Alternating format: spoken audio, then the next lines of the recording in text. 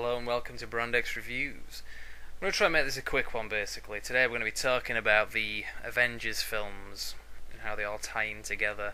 Now I call it the Avengers films. What I basically mean is all the ones from Iron Man onwards that tied in with the film Avengers, or Avengers Assemble as we call it in the UK. Now, it's difficult to know where to start really, other than going through the films in chronological order basically, so I'll just try to kind of bear in mind like all the different ties in that they have and how they kind of fluently follow on to each other. Now obviously films that have sequels are going to tie in with each other by their very nature, so if you were to take a film series like The Terminator for example, there is a continuity to it, and basically all you're doing is telling the story from 1 to 3 or 4 or whatever. Whereas with the Avengers films it's kind of different because you have like a number of films like Iron Man 1, 2 and 3. They don't go in that order. You've got all these other films in between with other characters that kind of intertwine with each other. So it's fairly unprecedented really in kind of film history. The only film series I can think of that ever did anything like that would be the Universal horror monster films, like Frankenstein, Dracula and The Mummy and so on. They kind of did their own thing, and then I think there might have been a film one time when they all got together, which is kind of cool. But it's not something that's done very often. You've had other crossovers like Alien vs Predator and Freddy vs Jason, but a lot of the time they're not very good, and it's usually done because the fans demanding it and not because they ever planned to do that. Whereas with the Avengers films from Iron Man onwards, it was always kind of planned or hoped that if the films were successful that's what they would do, and that just happens to have been the case. So starting with Iron Man, there's a number of references in this. I'm not going to include every single little nod to every minor character that exists in the comic book universe. Those are called Easter eggs. They do it in a lot of films where it's based on sort of source material, where they'll kind of give you a little nod to the source material. But what I'm going to do is talk about how these films directly tie in with each other and what plot areas they use, kind of thing. So Iron Man 1, let's kick off with that. First example, there's a bit in the film where you see Captain America's shield in the background. That would make sense because Iron Man, that's Tony Stark, his father in this film series worked with Captain America during the Second World War, and he worked on his armoury basically. Well, his shield. He doesn't really have a lot of weapons other than his exclusive weapons other than his costume and his shield that you see in the films anyway. So it would make sense that Tony Stark, Iron Man, would have this. It would be something that has probably been passed down from father to son, well, which you do know is the case, it's kind of referred to later on in the films, but at this point it was kind of done as a nod. So if they didn't ever make any more films, it's just a little nod to the fan that knows what that is. But if they did make the other films, then that is a direct tie-in. So that's a good example of where just one thing that they've done that's kind of paid off. There's not really a lot of other stuff in Iron Man 1, to be honest. There are things that set up the sequel, don't get me wrong. There's like a bit where you see James Rhodes look at one of the Iron Man suits, and he kind of looks at it as if like, oh yeah, I wouldn't mind having that kind of thing. He doesn't say that, but that's kind of the gist of it, which of course happens in the sequel because we're kind of setting that up. He becomes War Machine. I suppose you could count that. But the main thing in Iron Man 1 is after the credits you see Samuel L. Jackson as Nick Fury, who is pretty much in charge of the Avengers project. He does have some SHIELD agents, this agency called SHIELD. It's a bit like a sort of Homeland Security type organisation that Nick Fury is in charge of, he's director of, and therefore kind of runs the Avengers project, which is like a lot of superheroes getting together. So he was introduced after the credits, and he says something to Iron Man along the lines of, I'm here to talk to you about the Avengers Initiative. The next film after that was Incredible Hulk. I didn't realise when these came out that Incredible Hulk and Iron Man were connected. I thought they were two independent films, and they came out within about 2 months of each other at the cinema. But just before the credits roll at the end of The Incredible Hulk, it brings back Tony Stark, the Robert Downey Jr. character, and he makes a reference to putting a team together. So again, that's another kind of nod to what was going to come a few films down the line, that kind of superhero group. Now, he doesn't call it the Avengers, but obviously that's what he's talking about. There's a lot of other references in this as well. There's a character, the bad guy in The Incredible Hulk is I can never pronounce his name, but he becomes like a sort of evil version of the Incredible Hulk called the Abomination, and he becomes what he is because he's taken this super soldier serum that is directly referred to in the film as something that's come from a project during the Second World War to create super soldiers. And although they don't name it as being Captain America, that was the project. So again, it was another nod to something that if they hadn't have followed it up with a Captain America film, it would be a nice little thing for the fanboys, basically. I think there are a few other, again, Easter eggs in this film. There is a kind of a quick reference to Nick Fury. That was a Samuel L. Jackson character you saw in Iron Man, but you don't see him in the film, but you see his name on a memo. But nothing much else in that. There is a deleted scene that you can get on I think it's on the DVD and the Blu-ray, but it looks clearer on the Blu-ray because there's a bit where you see an avalanche in I don't know where it is, whether it's in the Antarctic or something, or whether it's just in like Canada or something. But there's a lot of ice basically anyway, and there's an avalanche, and for a couple of seconds at the most, you see the outline and sort of colour pattern of Captain America frozen in the ice. So it's kind of cool. Again, it was a nod to the fanboys, but that scene didn't include it into the film anyway. But it's nice to see as an extra. Now, beyond that, the next film after that was Iron Man 2, which came out 2 years later.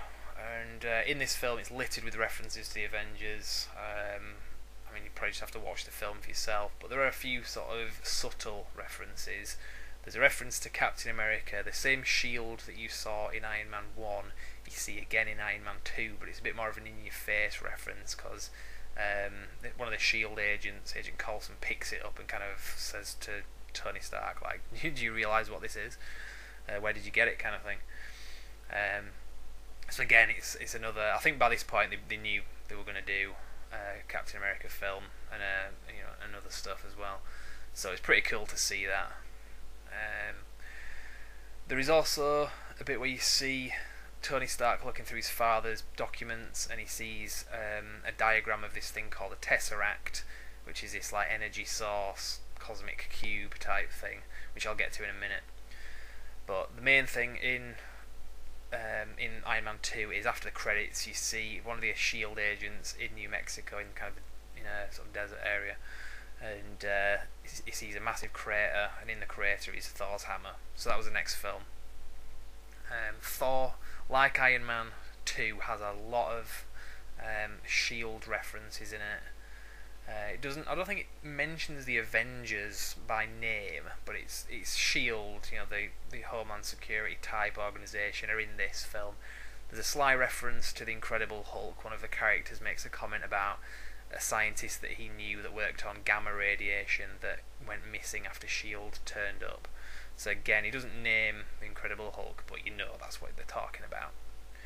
There is a reference to Tony Stark in Thor as well, and there's a comment when this destroyer thing comes from like another galaxy kind of thing. They think it's something to do with Tony Stark's like weaponry because it kind of looks a bit Iron Man-like, and they kind of say, "Oh, is this Tony Stark's? The guy never tells me anything." So again, it's like another nod that these films are connected. There is also one other thing in Thor that comes to mind that very briefly, I mean it's like a split second, you see this thing called the Infinity Gauntlet in Odin's vault. Now, that will become relevant and I'll mention that in a later on bit, but this is what you can see on the screen now. Now, other than that, I can't think of anything off the top of my head. I probably should have scripted this really. I probably would have got more in. But after the credits of Thor, you see Nick Fury again, the Samuel L. Jackson character who was in Iron Man 1 and 2. And he shows one of the characters his suitcase, and in the suitcase there is a blue glowing cube. That is, I don't think they call it the Tesseract, they don't refer to it as the Tesseract in this scene, but that's what it is. and it's the same thing that you saw the diagram of in Iron Man 2. So obviously whatever this thing is at this point, it's important, it's going to be relevant further down the line. That you do find to be the case in the next film, which is Captain America. Now the Tesseract is a big part of that story because the bad guy, which is called the Red Skull, that's the name of the bad guy in Captain America, he gets the Tesseract, which is like a source of energy that can open like doorways to other dimensions and stuff, and he weaponizes it basically and uses its power to create weapons. It's set during the Second World War, so it's in the 1940s. There's a number of references that tie in with the other films. One of the main characters in the film is Howard Stark, which is Tony Stark's dad, so Tony Stark being Iron Man. It's pretty cool as well because he puts together Iron Man's costume and his armoury. I say his armoury, just his shield basically. I can't really think of any other weapons, well, exclusive weapons that Captain America has other than that. So obviously Captain America, the storyline of him that they put into the film as well, he gets frozen in the ice and he wakes up in the present day, so he's been asleep for like over 70 years in the ice. He wakes up in the present day and then he meets Nick Fury, Samuel L. Jackson's character. So Samuel L. Jackson's character Nick Fury really kind of ties all these films together. The Tesseract in the meantime gets obtained by the good guys, well, you know, S.H.I.E.L.D. and all that. So the next film that ties in with these is the Avengers, and again the Tesseract is a big part of this. I mean, obviously by its very nature, the Avengers ties in with all the other films, so I don't really have much else to say about that. There is a bit after the credits where you see who was involved in the whole what went down, the events of the Avengers, which was like an attack on New York, but well, it was an attack on the Earth, but it just happens to take place in New York. And you see who was really behind that not after the credits, but midway into the credits. And it's this character called Thanos, who they don't name in the film, you just kind of see him, but we know that that's who it is, because, you know, we're fans of the comics. So we know who the character is just by looking at him. Although some people did actually see him and they were like, "It's Hellboy," and it's like, no, it's not Hellboy. It looks like him, I can see where you're going, but it's not, it's Thanos. Thanos is this character in the comics who is like a cosmic guy. I suppose you could call him a deity or a god or whatever. Pretty much like aliens, basically, like immortal type aliens, like Thor, basically. Not immortal, but less mortal than us, basically, let's put it that way. Now, Thanos in the comics has done a number of things. He put this thing called the Infinity Gauntlet together, which we're going to see somewhere down the line. Now, in Iron Man 3, which was the next film, there's not really a lot of things they do with that tie in with the other films. There's a bit after the credits where you see Bruce Banner, that's Incredible Hulk, and it was the actor that played him in the Avengers. There's not really much else. The film that came out after that has just come out recently over here, as I record this in November 2013. That was Thor 2, or Thor the Dark World. There's a number of things that are setting up sequels. There's another reference to, it's kind of midway into the credits, there's a reference to the Tesseract again, and you meet this character called the Collector, who is given what is called an Infinity Gem, or an Infinity Stone, I believe they call it in the film. And the Infinity Stones are something that in the comics Thanos puts together, the 6 of them, and he puts these Infinity Stones together and creates an Infinity Gauntlet, which basically gives him absolute power over everything, time, space, reality. Can control people's minds. He literally kills half the universe with a click of his fingers, because it's that powerful, this Infinity Gauntlet. But so that's where they're going, basically. That's how these films tie together. I can't really think of anything else other than that. Have I missed anything out? Is there anything that I should have added? Add something to the comments if you see this. Remember, the website is brandxreviews.com, and we will see how this film series goes, because I think it's really good what they've done, and I hope that they've managed to maintain the standard that they have held so far. Captain America 2 is out next year, Captain America the Winter Soldier, and it looks brilliant from the trailer. So nice going, and we will catch you for another review in the meantime.